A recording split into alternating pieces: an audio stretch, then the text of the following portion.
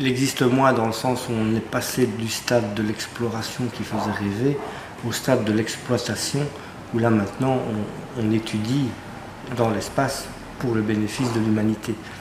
Maintenant, c'est sûr que le rêve Apollo, etc., d'il y a 40 ans, a eu des retombées incroyables au niveau technologique, scientifique, gestion de société, etc., etc. Mais c'est pourquoi est-ce qu'on en rêve moins? Parce que les médias en parlent beaucoup moins. Pourtant, quand on voit par exemple la construction de l'ISS, c'est un chef-d'œuvre extraordinaire, extrêmement spectaculaire, avec des sorties extravéhiculaires de dizaines d'astronautes cumulés, des centaines d'heures de travail à l'extérieur. Je pense que si les médias en parlaient, eh bien, ça ferait rêver énormément aussi, autant.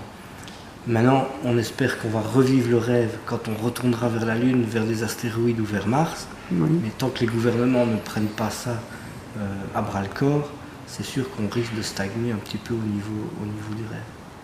Mais l'important maintenant, c'est les retombées technologiques, scientifiques, la recherche qu'on fait là-haut. Et c'est nettement moins spectaculaire, évidemment, que de débarquer un homme sur la Lune. Pourtant, chacun d'entre nous, dans la société maintenant, quand il ouvre sa télévision, quand il prend son téléphone, quand il va à la pharmacie, quand il va chez le médecin, etc., tout ce qu'il fait et tous les médicaments, etc., tout ça vient de l'espace, mais il ne le sait pas.